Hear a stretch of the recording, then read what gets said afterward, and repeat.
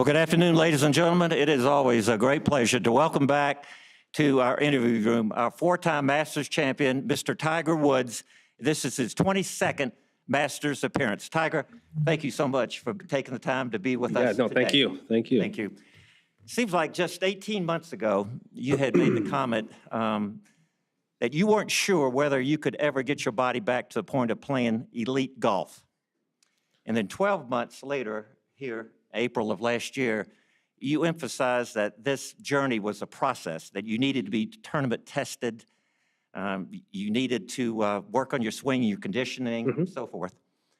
Well, 5 months after that, in that period of April through September, you played some brilliant golf. You took a great run at the British Open, a great run at the PGA, and captured your 80th career victory at Eastlake. So my question is, on that historic walk down that fairway at Eastlake last September, did that culminate this process? Is the process ongoing?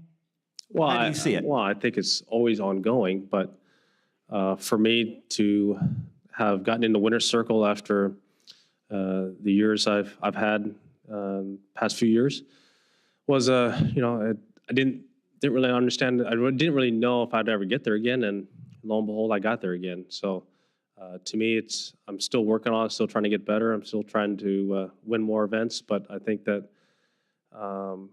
winning at Eastlake confirmed to me that I can still win again. You have to do it first in order to truly understand that you can do it. And after what I've been through, it was a great way to cap off the season. Oh, I appreciate it. We'll open it up for questions. Mark? Yeah, Tiger, just spinning off what Rob was saying over here, sorry. Yeah. Spinning off what Rob was saying a little bit, last year at this time, you were still in that process of kind of seeing how it was going to go the full year and whatnot, and obviously you went on to that latter part of your success. In what ways are your expectations different maybe this week at Augusta than they were last year when you were still feeling things out a little bit? Well, yeah, and well, as I was alluding to earlier, is that I feel like I can win. I've proven that I can do it, and I put myself there with a chance to win the last two major championships of the year last year, and I was right there, and just needed to have a couple more things go my way and not throw away a couple shots here and there, which I was able to do at Eastlake. And I just feel like that I've improved a lot in the past about 12, 14 months, but more than anything, I've just proven to myself that I can play at this level again. And I've worked my way back into one of the players that can win events. Bob? Tiger, we heard you had a good day here when you came up last week. Could you just talk about what that means, if anything? Obviously, the course changes considerably, even if it hadn't rained these last few days. Just maybe from a confidence standpoint, to shoot a good number, does that matter much at all going forward? Well, it doesn't really matter, but it is something that I feel it's. I know that I can play this golf course. I've had some success here, and I just wanted to do a quick scouting trip and get a feel for how this golf course is going to be playing, especially seed number 5. See the changes they made to the green, not only the entire hole, and see what they did at 18 as well. And it was able to do that. I played well on top of that, and it's just amazing. Over all the years I've been here, every time they make a change, it seems like it's been here for 100 years. It just looks exactly like it's always been here. And number 5 is no exception, and 18 it looks immaculate. Jesse? Tiger, hard-hitting journalism question here, but are the mock turtlenecks things for real this week, and what all goes into that decision? Was it your idea or Nike's? Well, I thought it was a pretty neat look back in the day. I was probably in a little bit better shape back in those days, but I'd won events, wearing the mock, and I just think that it's. I've always enjoyed wearing them, and you'll see it on Thursday. Don? Tiger, I think you know that if you go on a run this week, there'll be an awful lot of excitement in the galleries. you've always generated a lot of excitement. And I wonder, as your career has progressed and as your perspective has changed, how you feel about your relationship with the patrons and with the fans. And have you ever thought about the reaction you create in people and how that makes you feel? What was the last part again? Just in terms of the way you make people feel because of the golf you play and the excitement and the hysteria and how that makes you feel, to reflect on that. Yeah. These are some of the most respectful people that you'll ever play in front of. The people here, well, Monday and Tuesday and Wednesday are a little bit different than tournament days. But you see the same people. Well, for me, I've been here 22 years, and you see the same people on 16, same people on 18, same people on number 1 tee. It's fantastic to see. And they've got all their badges from 50 years at being at the Masters. This is unlike any other golf tournament, and my relationship with this event and the patrons that have followed not only myself but all the players here throughout the years has been just special. The golf course is special. The tournament does an incredible job of creating a special atmosphere, but it's also the patrons and how you can tell birdie roars and eagle roars. It's not like most tour events. If you get a ball in the air, you're the man. We do have our names on our golf bag, so we're able to get the ball in the air. But this is different, and it's neat to hear.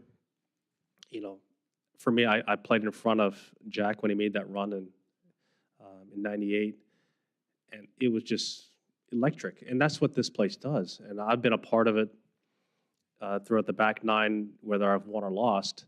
But I've heard it, I've felt it, and it's exciting for me to be part of. And hopefully, I can be part of it come Sunday afternoon.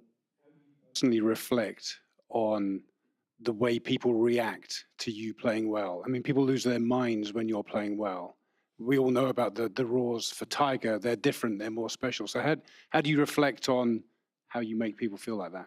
Well, I think it's fun for me. The fact that I can get people fired up like that, and they enjoy something I love to do. But I get a rush out of pulling off shots that sometimes I only dreamt about pulling off, and to see some of the reactions. I remember seeing the video later after I'd hold that shot on 16 and 05. There's a gentleman in the back that, if you look at it from the camera, I think it was on towards 15 green. I mean, he just slams his hat on the ground. So that's fun, and it's exciting to be a part of situations like that people have will look back on my career and say that I saw him pull out this shot off, and some of my best shots that I've ever pulled off have been here, and it's just a very special place, and I get excited about it. Jimmy? Tiger, let me just take you back to Eastlake for a second. There's this obvious Bobby Jones connection, but and I know that you have ultimate confidence in yourself, but what did that week mean to you going forward? Well, as I said, it proved to me that I could win again. I was close a couple times. I was close at Tampa. I was close at the Open Championship. Had the lead there. I was making a run at Brooksy at the PGA. It was just, I just need to clean up my rounds and maybe get a break here or there. I was finally able to do that. And when I look back upon that week is not only how it culminated with everyone on 18, but I led from day one, and that's not easy to do. And from the struggles I've had in the last few years, to go out and take the lead on the first day and then end up winning the tournament, to lead it wire to wire, that made it that much more special as well. Steve? Tiger, a couple quick ones. First of all, what's the logo on your shirt? Oh, it's Frank. It's what? Frank, my head cover. Oh, okay. Could you Could you tell us, what do you think of the changes at 5 and how that will make you play that hole differently? Yeah, five's just, it's just long. You know, it's, the bunkers have, they're still deep. They're, you know, I think they're unplayable to get the ball to the green. You have to be very lucky and get a situation that you might be able to get to the front edge of the green, but that's, you need to stay out of those bunkers, but it's just really long. The green, I know it's been softened. That new pin up on the top left is, they created years ago to give us an opportunity to, for them to put an opportunity to put a pin there, but now it's definitely gonna, they're definitely gonna have a pin up there. So it'll be interesting to see, what they do with the course setup on that hole.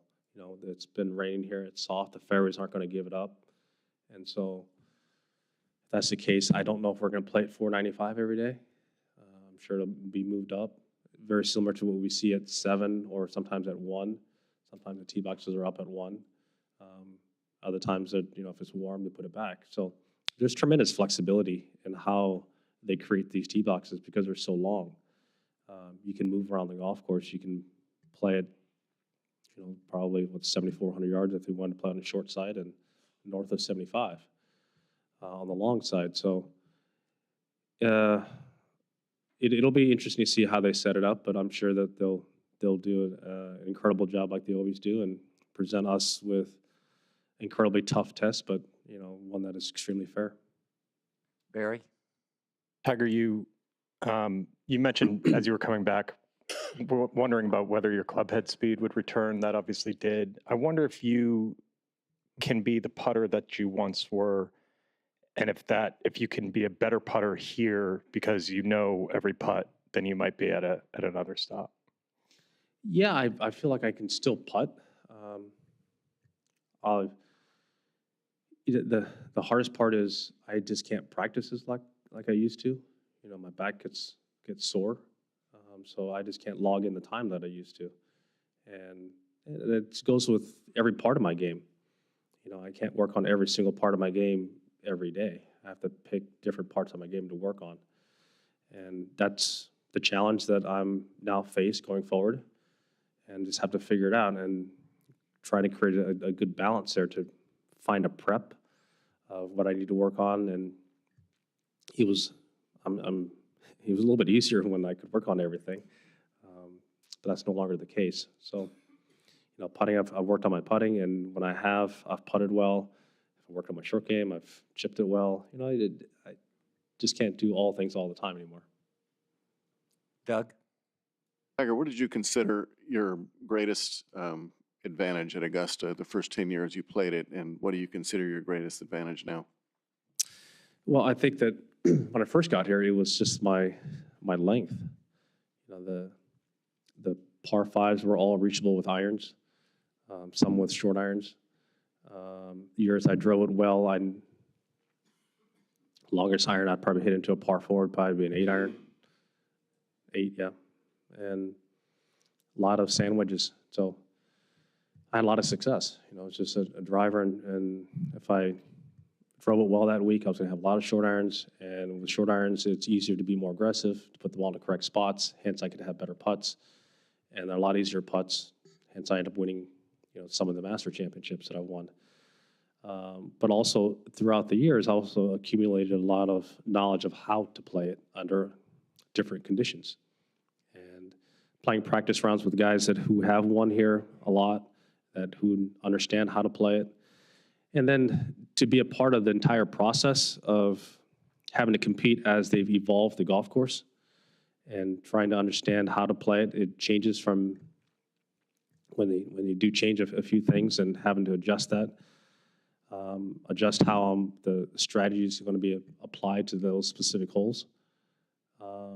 That has, I got a pretty good little library in my head of how to play the golf course. Rather have superior length and no experience, or not superior length and loads of experience? Well, I would like to hit it 40, 50 yards past the longest guy on here. And I'll figure it out from there. Sam?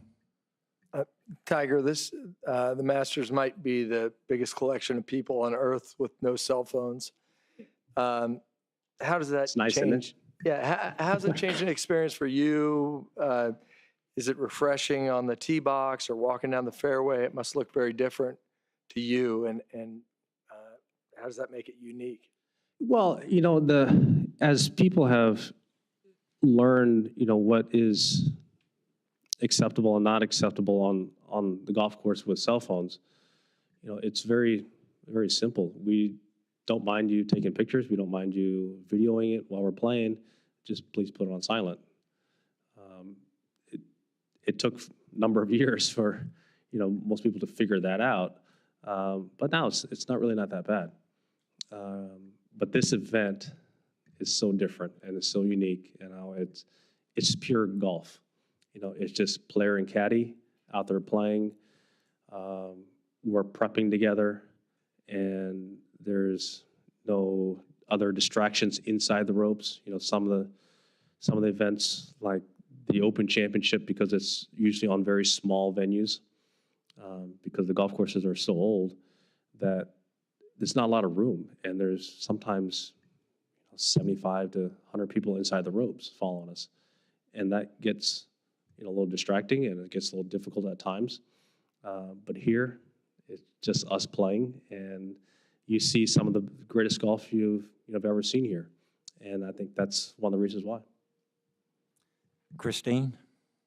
Tiger, when you step back and look at the totality of your stellar career, how surprised are you that you haven't won a major in more than 10 years? Thank you. Yeah, I would say that I would have foreseen that for sure. After I won my 14th, I felt like I still had plenty more major championships that I could win. Unfortunately, I just didn't do it. I put myself there with chances on the back nine on various Sundays and just haven't done it. Hopefully this year I'll put myself there again, and hopefully I'll get it done. Richard? Welcome back to Augusta, Tiger. They made history here Saturday. I'd love to hear your thoughts on the women's amateur event. Well, I think it was just incredible how they played. This is, they only got one practice round in. So for them to learn a golf course like this in one day and go out there and perform like they did, it was incredible. It was incredible to see, and I think that it's going to only it adds to the lure of Augusta National and the Masters tournament. And I think what they've done for women's golf is a huge step in the right direction. Karen? Tiger, do you feel like you need to win here again, or do you just want to win here again? Well, I don't really need to win again. I really want to. Was there a time where you felt, either in your amateur or pro event career, that you needed to win these big events? Yeah, there was. There are a couple events that over the course of my career, major championship-wise, I needed to win. One, don't blow the lead I had in '97, and because of what just happened the previous year. Greg lost a 6-shot lead, and I didn't want to lose a 9-shot lead, so I was able to win that one, and then to win here in '01 to complete all 4 in a row. That's never been done, and so I don't know how many more chances I'm ever going to get to do that again. Probably not many, if at all, ever again in my career. And the build-up going into that event, it's 9 months of just getting asked the same question. And to pull it off like that was that one, yeah, I needed to win that one to get all 4. Dave? Tiger, just curious, between the difficulty of the hole and the aura of the Masters and so forth, is there a more intimidating or difficult opening tee shot in golf? Yeah, I think that tee shot at Oakmont is one of the hardest tee shots you ever face. Because if you miss it, that green is, it's an automatic 5. But this tee shot, If they play it back, you know, that green's really hard to hit with, you know, a 5-iron or a 6-iron and be precise. And it's really not that bad if it's warm, because, you know, you'll see some of the players, if they put the tee up a little bit, if it's warm out, some of the guys will hit 3-wood to the corner, and then some of the longer hitters might challenge that bunker and hit it over the top. But when it gets a little cool out, and get that wind out of the north and coming off the right, it gets really difficult because those trees run up on you pretty quickly. Ann? Hey, Tiger, can you describe your feelings as you drive up Magnolia Lane after all these years? What's your excitement level at this point? What do you think about? Well, it's unlike any other drive that we ever are part of in this game. It's obviously, you look at for me, because I, you know, was still, you know, they still had the warm-up area as you drive in on the right-hand side. We warmed up for all those years, but I look over to the left and see, you know, that's where Hogan, in all his Hogan videos, you look back and him practicing for the Masters, he hit driver there. You know, you see some guys hitting, you know, long irons, they're hitting it out of the range now because of technology. But, you know, it's a complete mixture of tradition and technology, because you look at now, you have that barricade there with the remote, you know, it comes up and down. That was never there.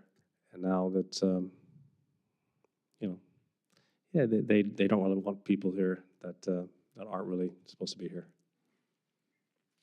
Brian? You mentioned technology, Tiger. You've changed clubs more in the last couple of years than you had probably your entire career combined. Where are you with your gear right now? Let's see. Probably the last change I made was at the match play. I changed shafts in the driver and 3-wood. I went to a little bit lighter shaft in both of those. And that was because of, you know, struggling with my neck like I was. A little lighter shaft made it a little bit easier for my body to take it. And next thing you know, I got a little more pop out of it and started driving a little bit better, and which was nice. And iron stuff's changed a little bit here and there, but it's basically the same type of head I've always used. The wedges, I've gone back and forth with different grinds and different events that I play in and different grasses and what I want to feel through the ground. And so that's probably been one of the bigger changes. And, you know, for me, when I came back this time around, playing with a non-glued hosel in my woods was the biggest challenge in trying to figure that out, because I've never done it before. And so trying to get help from a lot of our TaylorMade staff guys, whether it's Jason or Rory or DJ, just picking their brains of how I didn't understand the technology. And so that was quite a bit of learning curve. That took months to try and figure all that out, and I'm still trying to figure that out. We have time for a couple more questions, and we'll start with Ignacio. Tiger, now in perspective, how disappointed it was the Ryder Cup after such a good individual performance? Yeah, well, the Ryder Cup was frustrating for all of us on the U.S. side. We didn't play well, and the Europeans played fantastic, and so there's a lopsided win right there. We had opportunities to turn matches around and flip them, and we didn't do it. And I went 0-4, and so that was frustrating. I never helped our team get a point. I was responsible for 4 points and didn't accomplish any of it. So, yeah, so I was very disappointed that I didn't play as well as I needed to play to help my teammates. And it's never fun losing, and especially losing by the margin we lost by. It's never easy. Gary Williams. Tiger, you were the last player who was outside the top 10 after the first round who went on and won. The next 13 were all inside the top 10. What do you attribute that to after just one round? I didn't know that one. What year was that? 05. 05. Yeah, that's a very interesting stat. I know that most of the winners have come from the final group, but I didn't know that one after the first day. it's interesting. Interesting you brought up that stat because I think that this is one of the golf courses you can make up a lot of ground. You can get on these hot runs and make up some shots like I did in 05 against Chris. I got on a nice little run, made 7 in a row, and next thing you know, I'm in the lead. And I think that's where this golf course allows you to do that. But I mean, you get going the other way pretty quickly too. And I just think that if you get off to a quick start here, or a solid start, it gives us a lot of confidence going forward. Well, ladies and gentlemen, thank you very much for your All right, time thank you. today. And Tiger, we wish you the very best luck in chasing your 5th green jacket. Thank you all.